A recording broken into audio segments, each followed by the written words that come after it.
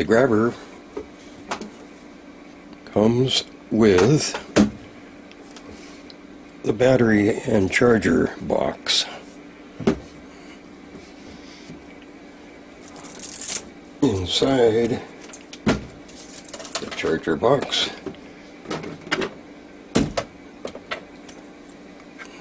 here's the leads that go to the battery. This is the AC power cord. It plugs in here.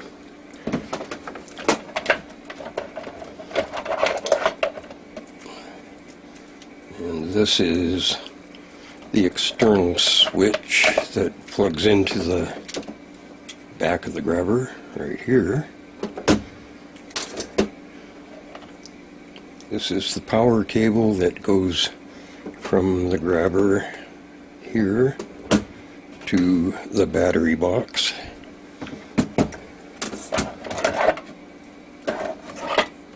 This is the AC power supply that you can use instead of the battery box. And it comes with an extension cable which plugs into the power connector on the grabber. The battery box has the AC input, the output to the grabber, and a switch that switches the battery between charge and operate with center off.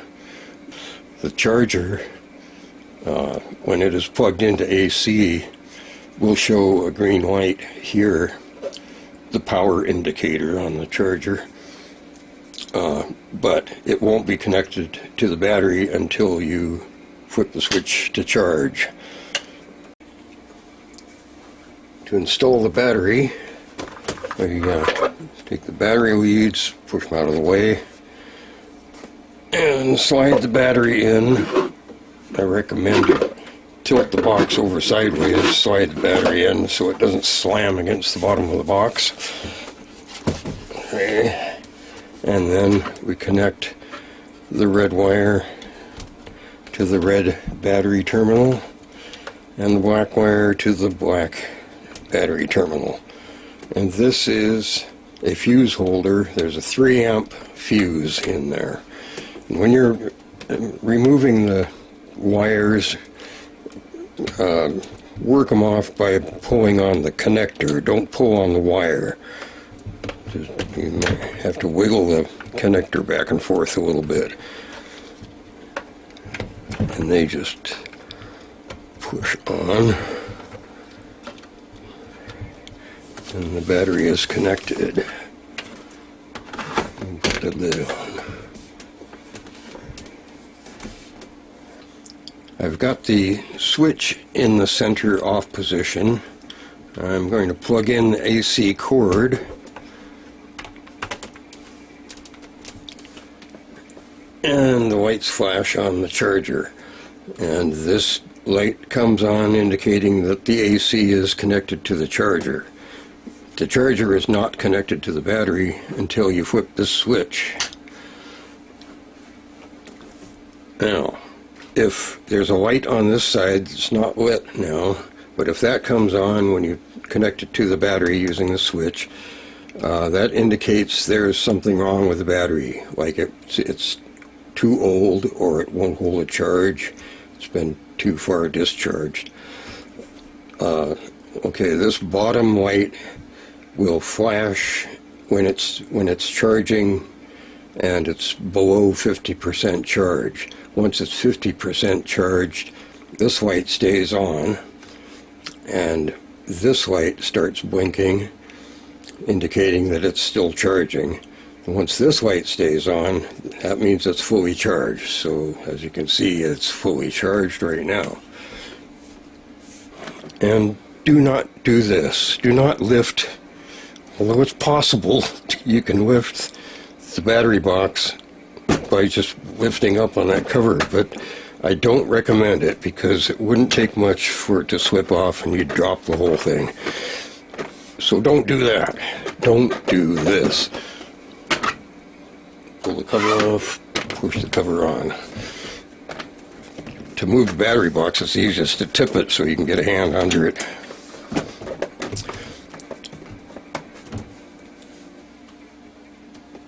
Going to turn off the charger, and I'm going to unplug it.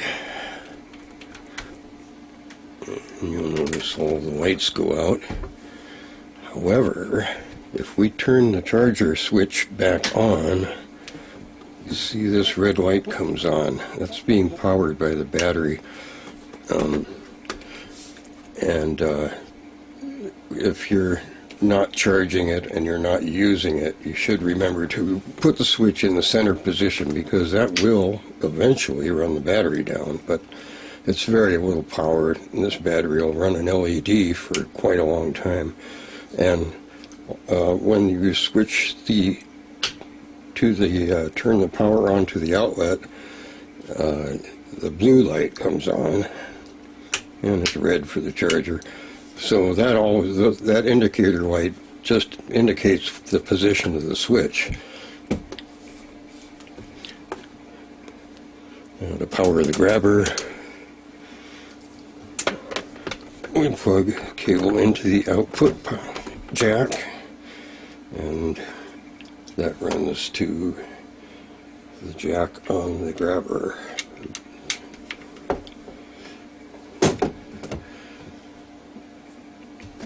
And then we can turn the power on to the grabber. This is the external switch, and it plugs into the back of the grabber next to the power connector.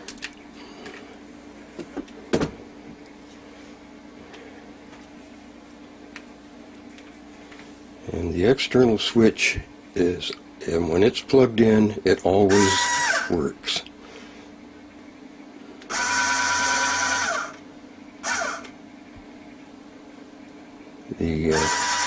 This is the internal switch, and it can be turned on and off.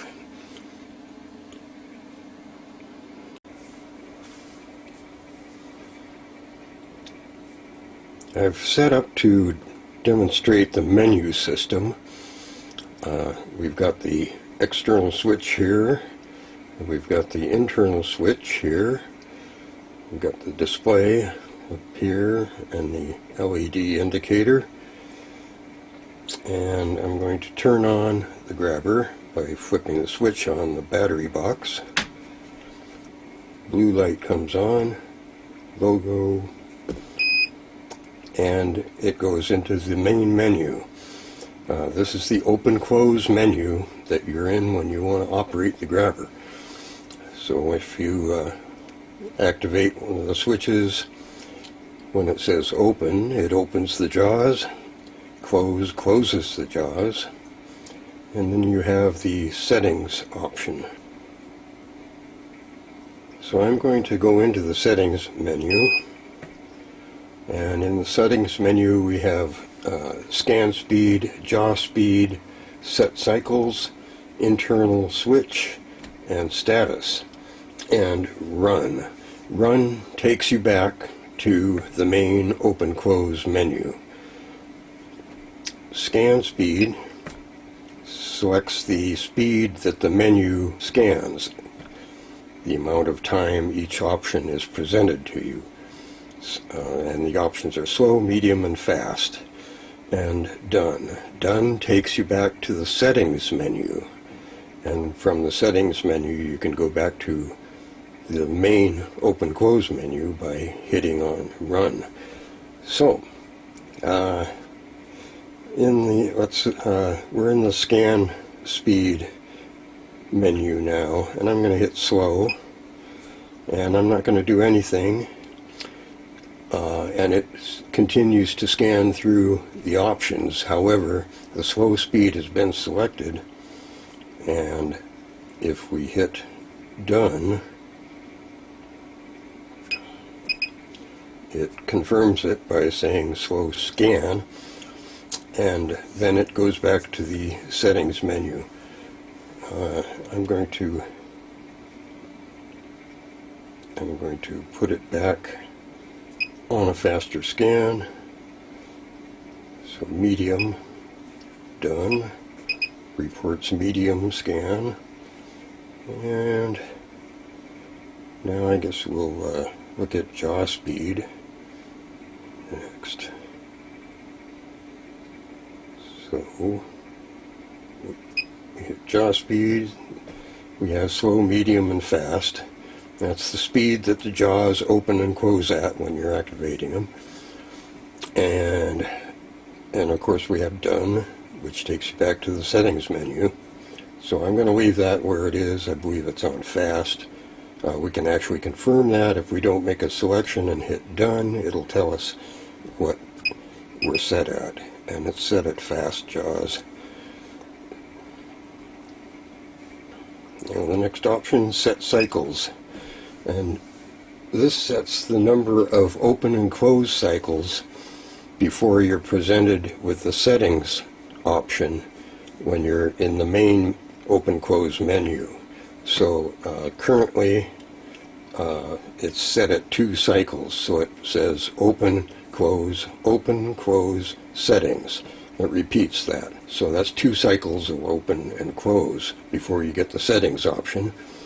And the other options are 5 and 10. And just like the other menus, when you push done, it tells you what the setting is, whether or not you change it. And so let's just hit done. I'm not going to demonstrate the other cycles. And it tells us it's on 2 cycles now. So now, the internal switch options are on and off and done, which takes you back to the settings menu. If you turn the internal switch off like that, the internal switch will keep working now until you hit done. And the external switch always works. It's always enabled. You can't disable it except by unplugging it. And so I have selected off, but I haven't hit the done button yet. And right now I could change it back to on by hitting on and then hitting done. But I'm going to hit done to turn it off. And it says switch off. And now it does nothing. But the internal switch still works, or the external switch still works. Now, what happens, because this no longer is working, what happens if we unplug the external switch? So now we can't really control the unit because we have no working switch. However, we can turn the internal switch back on another way, and that is by turning off the power. So I'm going to do that. I've turned off the power. Then I'm going to turn on the power and hold on the internal switch while the blue light is on. And then you heard 3 beeps, and those 3 beeps indicate that we've turned on the internal switch. And now, jaws are closed. Now the internal switch is working, and we're back to wherever we were. So if you ever accidentally disable the internal switch and you lose the external switch or misplace it or the cat eats it, you can always get the internal switch working again by turning on the power and touching the button, holding the button while the blue light is on until you hear the 3 beeps. And that restores the functionality to the internal switch. So let's see. Cycles, internal switch, and status. If I hit status, it shows the firmware version. and it'll just sit there. If I don't do anything else, it just sits there. Hit the button again, and it shows the current settings. And yeah, I think you can see that. Scan speed is medium, jaw speed fast, menu cycles at 2, and internal switch is on. And then to get out of that, you just hit the button again, and you're back to the settings menu. And we get out of the settings menu by hitting run. And now we're back into the main open close menu.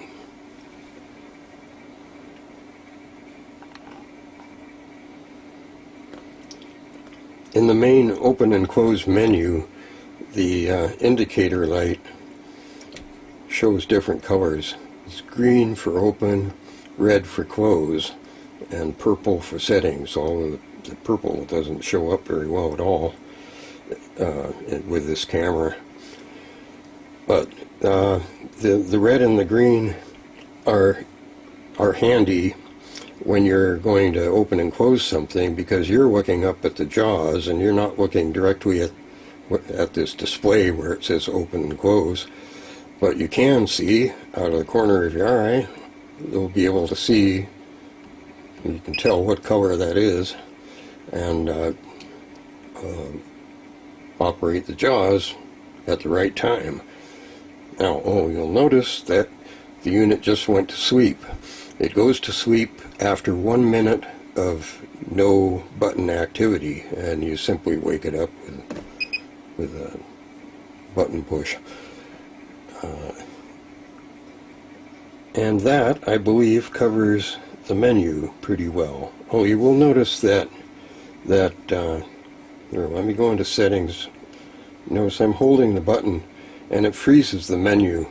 If you keep holding it long enough, it'll start up again. But what happens is normally it doesn't activate the next function until you release the button.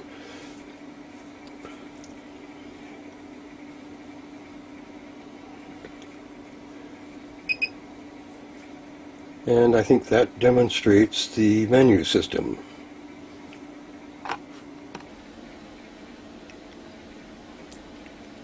Now, if you're opening and closing and you stop, you can hit the button again, because as soon as you let up on the button, it restarts the timer for the cycle you're in. So if you go open, you can keep hitting open as long as you don't wait until it goes to close. Okay, I'm going to pick something up. Let's pick up this tape dispenser.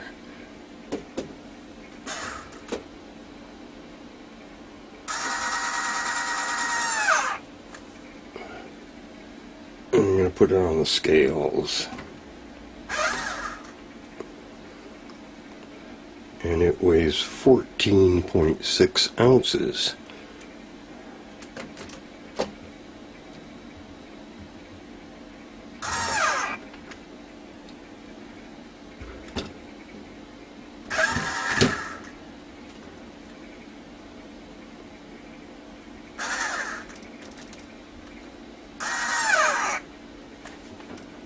I'm picking up this fire extinguisher, and that's not easy to lift.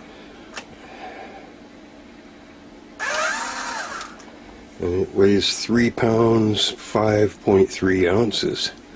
And that, from the feel of it, I wouldn't want to try lifting anything heavier than about 3.5 pounds.